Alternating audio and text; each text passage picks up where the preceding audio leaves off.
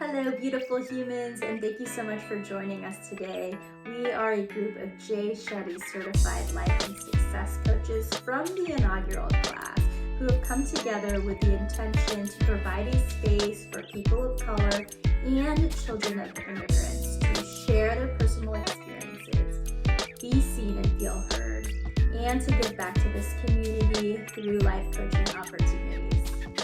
Each episode varies in theme or topic, the coaches involved, and the style, structure, or approach of life coaching. For those of you watching, we hope to demonstrate a sliver of the life coaching process, life coaching tools in action, inspire reflection and learning, and remind you that you are not alone.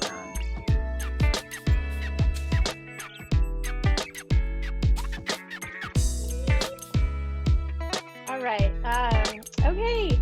So good morning, good afternoon, good evening, everyone. Welcome to episode 8 of Coaching and Chill. Who knows? You're here with us. That's all that matters. We appreciate you. My name is Janice. I am here from SoCal, and we have Pri here from London, Heather in Vancouver, Talia in New York City, Shafaq in Toronto, and Kusum from Seattle. We have our second coaching client participant, Eman, and she is here from Eastern Canada. Is that right, Eman? Yeah, yes. Also, yeah, Southwestern, yeah. Okay. Correct. Southwest? Yeah, it's like Ontario, Southwestern Ontario, yes, in London. So it's London, but not the real London, it's the fake London. London, Canada. Canada for the win. Yes. So today we'll start with a manifesto to guide our discussion and guide reflections and thought processes from Eman. Okay, today we have a poem by Rupi Kaur. I became confident once I decided that having fun was far more important than my fear of looking silly. I became confident once I decided that having fun was far more important than my fear of looking silly. So good.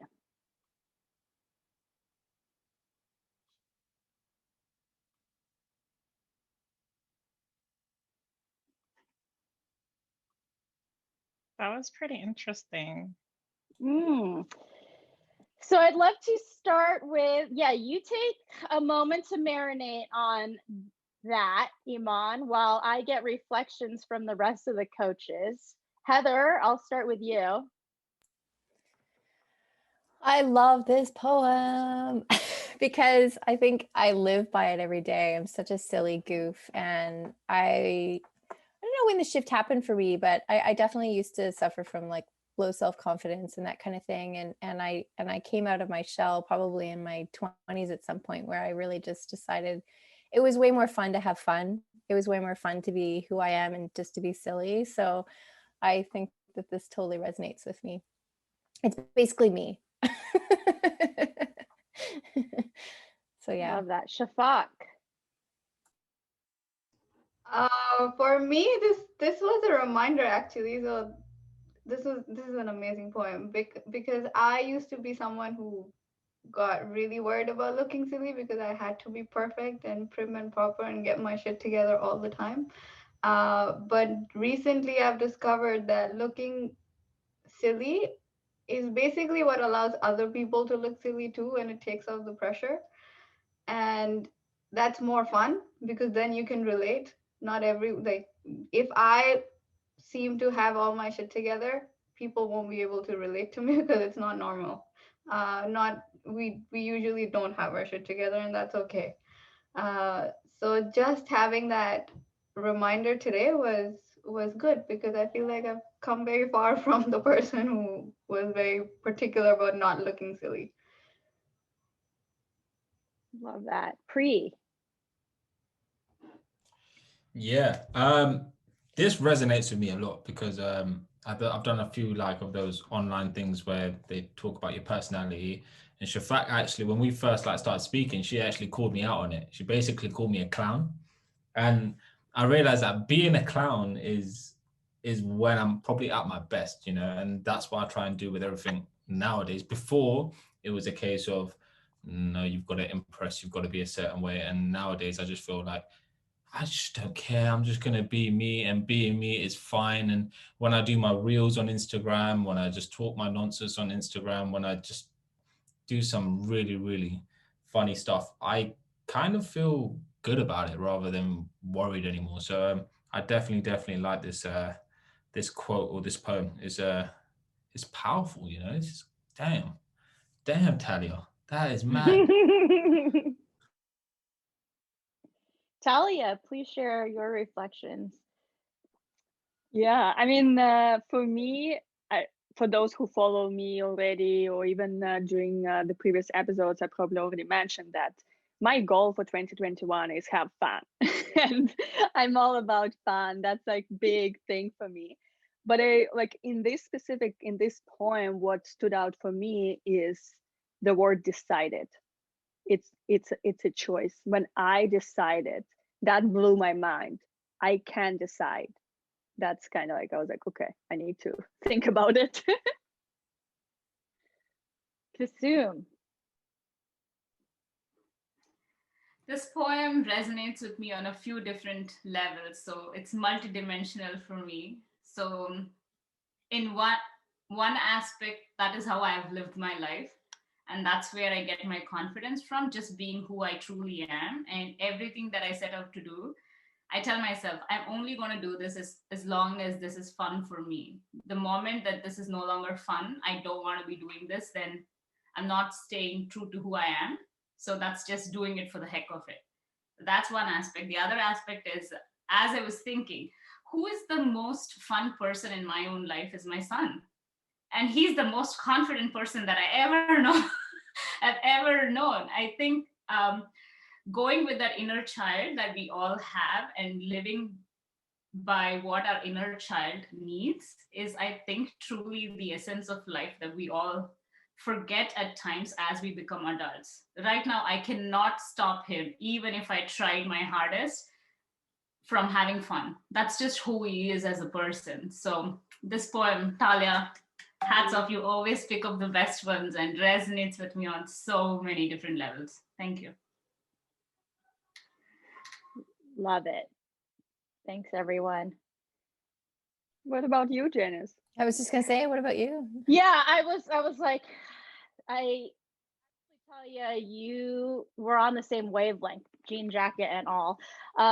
But the word that caught my attention was decided, and that it is a choice. And then the next thing, which was already sort of captured in all of your reflections, was the word fear. And you know, I always go back to the three main fears that I coach people through. But the main one is fear of judgment, and you know, basically acting because we should do this or do that, or we're being worried about what people will think about us. So those were the two main thoughts that I had as you were sharing. Thank you. And Eman, back to you. What this poem brought up for you?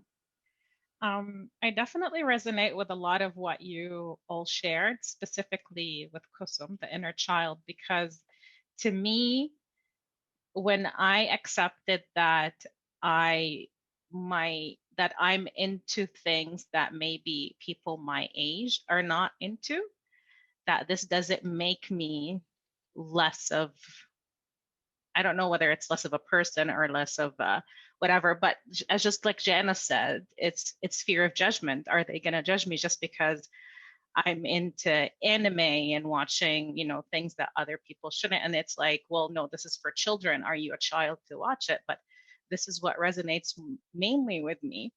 And I recently, well, not recently, ever since I was a child, when I used to watch anime, I used to see all those adventures. and I really wanted to go on those adventures, but I was in a country that didn't allow for that to happen, so I was always stuck in the house. So now when I started connecting with my inner child and getting to be okay with accepting the things that others think that are for children, but not for adults, I discovered that this has always been a passion of mine, is actually just accepting, basically just accepting that I am who I am, and that whatever I'm passionate about, I shouldn't be scared to share my passion with others so that they would judge me, if that makes sense. Makes so much sense. Thank you for sharing. It's a beautiful reflection, and it makes my heart warm listening that you accepting. That's such a powerful word. Yeah, So I had a lot of problem accepting that, because I was raised, and I think a lot of us are raised in a really judgmental society or family or whatever. And that judgment of just standing out and being different was so scary for me. And I'm so glad that after I did the coaching course, and after I've been coached myself, and now I'm going through some further coaching, I'm getting more there to that acceptance level of, no, I am different and I should be proud of that. No, I love that. I love that. That's some powerful stuff. And I liked you mentioned something there about saying accepting who I am as well, and I shouldn't be scared of what others think, what other people think about the stuff that you're into in the anime. That's fantastic. I've got a lot of my friends that are into Naruto and One Piece and all of that, and I ain't got a bloody clue what they're talking about. They just go on about it, but they clearly like it, and it's each to their own, and you shouldn't feel ashamed. That's fantastic. So you mentioned that you said you shouldn't be scared. So be straight up with me. Is there still like fear of judgment that still hovers around right now? 100% yes. There is still some fear of judgment. And every time I feel like I'm over it, something happens and someone says something, and I feel like my body reacts to it. And that's when I started noticing, is that when I feel that feeling in my stomach, and I go like, uh-oh, I think I'm not over it. And the reason, and I think my major problem is that I don't give myself enough time to process things, because I'm always like, go, go, go, go. I want to get over this. I shouldn't cry over something, like just move on and be strong, and move on and be strong. And I think that is a big thing that's making me resist some things that I'm working on right now. Wow, Eman, super powerful reflections and awareness that we've all just heard. And I want to acknowledge you and thank you for highlighting just that, once you have the awareness of something, it just doesn't go away. Like, it takes work. It shows up in many different areas of your life. And part of doing the work is recognizing when and where those things come up, and then how you can respond to them versus react. So we want to commend you for noticing all those times. I know last week that we were in a room together, and some reflections came up around self-love, and I see a connection there. Is there anything you want to tie in with that here today? Yeah, after I did some reflections, and I still need to do much more reflection because I was doing NLP, so I didn't really get to do the deep reflection that I actually wanted to. But a quick reflection is that because I always stood out as different and I wasn't accepted as I am, even though, and it's not like accepted that people didn't like me. No, I was just different. Like I didn't make friends easy when I was little. It was hard for me to actually, and even if I did, I was always the quiet, shy one that they either push over or they, manipulate. Like they always used to use me in one way or another, and I let that happen just because I wanted to have friends and not feel like an outsider. And just reflecting on that made me remember one time a friend of mine in high school, actually, not in high school, in elementary school in grade 8, she came and she apologized and she said, Eman, I'm so sorry for the way we treat you. And I didn't really understand what she meant because I was like, I didn't know. But then now reflecting on it, she was reflecting on how they didn't appreciate me and that they used to just take me for granted. So that was something that really jumped at me when I did the reflection. Thank you, Iman. And I want to, like, I think everyone just wants to say that now that we appreciate you so much right now. Thank you. And again, like acknowledging again and again that you're here with us and you're going through this journey, and you have this energy of willingness, right? Like you have that power within yourself. But what right now, what this fear of judgment is stopping you from achieving or from doing? Ooh, that's a very good question. It's stopping me from unleashing my powers. I feel like there's so much power inside of me, and I'm just trying to unleash it, and that fear of judgment is stopping that power to get unleashed. That's what it's stopping. Damn, man, this is some powerful stuff. This is some powerful stuff, and I want to take it a little bit more deeper than that because I'm writing a few notes down here. And there's one thing that you said was when you were younger, you didn't make friends easy and you didn't want to feel like an outsider.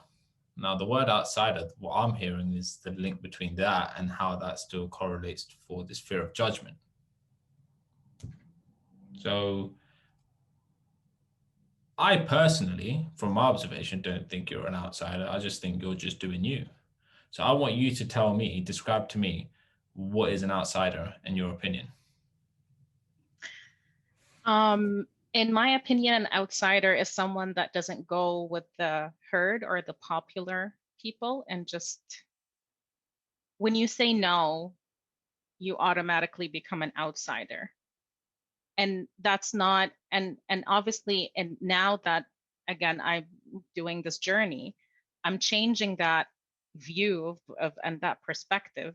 But to so many others, that's how they say, well, if she says no, then why is she with us? Then if you don't accept, if you're not saying yes, then shouldn't be part of our group. And that's basically, when I was younger, that's what happened, is that I just wanted to be a yes person so that I'd be included and not excluded.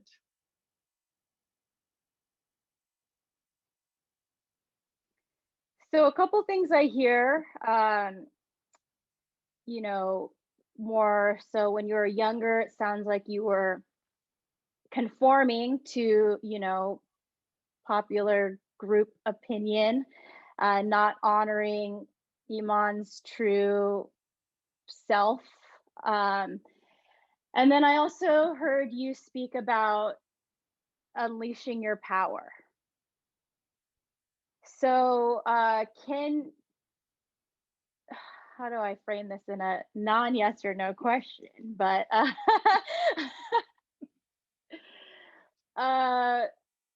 there's a correlation, I feel like, between your power making you an outsider. So Can you tell me a little bit, can you describe a little bit more about how you see yourself really stepping into your power and owning it, and what your life will look like, stacking questions, how, what your life looks like if you're truly asking or stepping into your power? Wow, that's a very good question. It is unleashing my power and stepping into my power basically would mean that I'm a badass. I can actually do anything I want, whenever I want, without fear of judgment. And not because I've lived so long as the obedient girl, and even throughout my previous marriage, it was just like I was always raised on the notion you have to listen, you have to obey, you have to listen, and you have to obey. And that really, and stepping into my power doesn't mean that I need to just say no for the sake of no, but just understanding what I actually want and following my intuition, following my dreams, and following my passion. That would be unleashing my power. I want to make a little dance with you now. Let's feel the fun. Power. Feel the fun. Yeah. Tell me, like, now you have this kind of a platform. Well, right now in front of 6 of us, but potentially with a bigger audience. Tell us more. Like, what is that you want to do with that you said, whatever I want to do? A good example of that, when we were doing the reflections on the new self-image with Mira, the first thing that popped to my head was me standing on the red carpet, which is like weird, but really, I just feel like I can be so much after unleashing this power. I can be a great influencer. I can be a role model. I can help. I can help specifically Muslim girls that cover their heads to not be scared, to step into their power and unleash their power.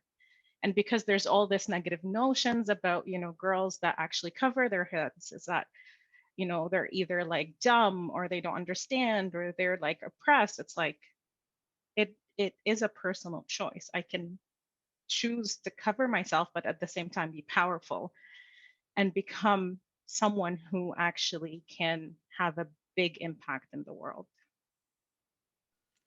Yes. And if you allow me to give a perception that I heard, and you said I can be, and I want to say you already are. Oh, thank you. You are. 3, go. Damn. Damn. How you getting me speechless out here? This is crazy. Because I'm hearing the passion, I'm hearing the fire. And with unleashing the power and stepping into that power, I feel like once you take those next few steps, like everything's just going to fall into place naturally. But I'm not trying to be Mr. Negative here either, but I still feel that there is that fear of judgment that still clouds over you ever so slightly. And I can see that you're trying to change that view, but I want to know in particular, what can you do differently from this conversation that we've had that's going to allow you to maybe take even further steps in that direction? Because we want to see the power. I think all of us here want to see the power. So I want to know what you're doing differently moving forward. What you're going to change ever so slightly to start taking some real action in that direction. I need to be comfortable sharing video on my social media, video messages on my social media, and I need to start sharing more of my story and my experience. So one of my goals is to be a blogger like Kusum.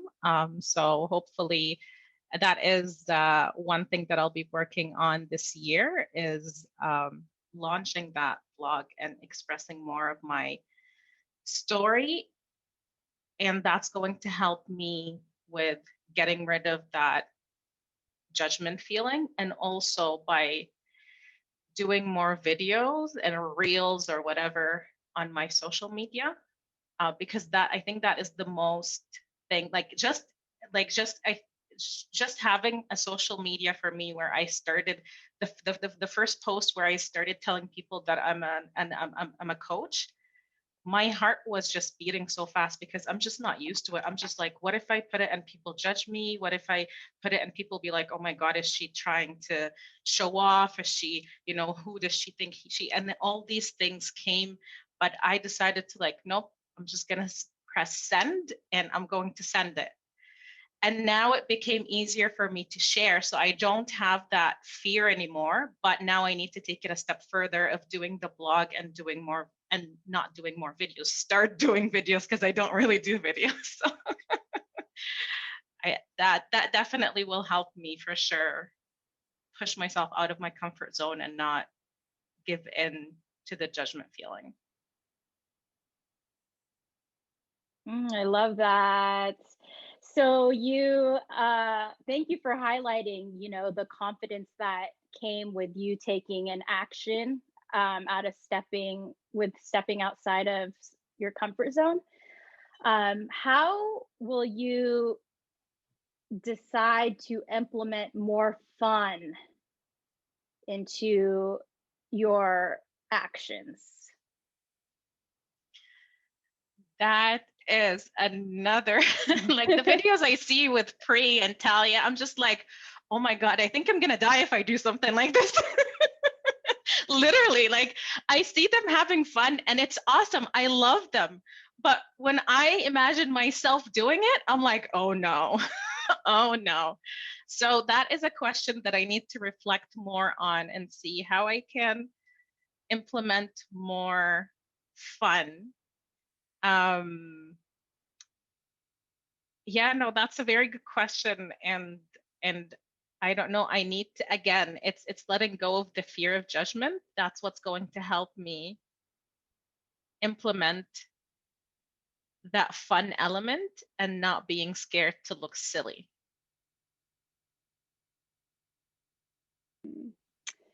Woo-hoo-hoo. Another reflection question, maybe it's like as a homework more, but what fun means to you? Not to me, not to Pri, not to Kusum, to you. How it looks for you. It's not about doing what something others think fun, but right, like what is your fun? It's a great question. I don't know what fun is for me. I was always the responsible one. So it's never really about having fun. So just finding that meaning of what fun means to me, that's a totally different story that I need to reflect on. So that will be our growth work for Yes. you to reflect on this week. And yeah, thank you so much for all those powerful shares and reflections and taking us on that journey inward. From here, I'll ask Heather, Kusum, and Shafaq any reflections that you might have to wrap up our session with you today, Eman. Heather. Eman, I got goosebumps when you were talking about your power. I was just like, oh, I could just feel the energy, and I'm excited to see how this progresses for you. And I think that last question of defining what your fun is huge. Like, I think that's going to really propel you into understanding your way in doing this. And like what Talia was saying, it may not look like anyone else's, and that's exactly what the world needs. The world needs Eman. It doesn't need, I love you, Talia, but you're one and only. We don't need another Talia. We need an Eman to show her power and her worth and her words and share her story. So I am excited for you. Thank you. Iman, you are on to something here. You seriously are. If you are able to make Pri speechless, then know that you're already in your superpower stepping into it. Because it's not easy for any of us to make him speechless. So hats off to you for that. But I do want to highlight something you brought up during this conversation, right? The biggest myth, not just you, for many people, is that you can either be responsible or you can have fun, and they cannot coexist, which is something that we've conditioned ourselves, or the society conditions us to believe, right? You can't be having fun if you are the responsible, mature one. But how much truth there is to that myth or that belief? One, and I will leave you with this, you can reflect on your own time, is what do you do to have fun behind closed doors when there's no judgment, when there's nobody watching you? How do you play with that inner child of yours? Yeah, that's it. Powerful question. Thank you for asking that. Thank you. Oh my God, how do I wrap this up? Iman, oh my God, I love you. I want to hug you. If there was no emergency in Canada right Same. now, I would be at your door right after this just to hug you. Thank you so much for coming up here and inspiring all of us, to be honest. I feel like we all want to find our own power now and see where we stand. Like we want to dream with you. It's amazing. There's a lot that came up in this session, and I don't know if I'll do any justice summarizing it, but I have a mentor, an unofficial mentor, and she was telling me about these three ego states that we have in ourselves, which is the parent, the child, and the adult. The parent wants to discipline the child wants to play, and the adult is the negotiator. But when the parent is always on, the child goes to sleep, and then there's no fun. All you're doing is being responsible and disciplined. So how can you wake up your child and let the parent sleep, because the parent might be tired by being on for so long? Let the parent rest for a bit, and let the child play. And in the beginning, we talked about how intellectually we know things, but in the body it doesn't feel right. Uh, so as a coach, I want to also highlight this difference between intellectualizing and internalizing, because it's one thing to know things and know how they work and have all the logic behind it, but it's a totally different thing to totally internalize and accept. And that's where Janice said that awareness is not enough. You need a bit of work to process and digest and internalize all of those things. So those were my two takeaways. But the biggest word for this session is decision. How do we decide to have fun? How do we decide to step into our power? What decisions are necessary to step into our power? It's all about decisions. So my reflection for you is, what decisions do you need to make to step forward? Thanks. And yeah, thank you. Yeah. Just thank you. I don't have anything else to say. Just thank you very much. Yes, we thank you, Eman. For everyone out there, this is the first of 3 sessions with Eman. So we will continue or dive deeper with this topic next week and see what reflections come up after Eman dives into some growth work. And biggest takeaway, I think, too, is everyone has their own unique power, and if you decide to step into that power and own it, you will be an outsider, and that is okay, because we need more of you out there. So thank you so much for joining Coaching and Chill today. We hope you got a nice glimpse of the process and gained some insight and reflection for yourself. We'll see you next week.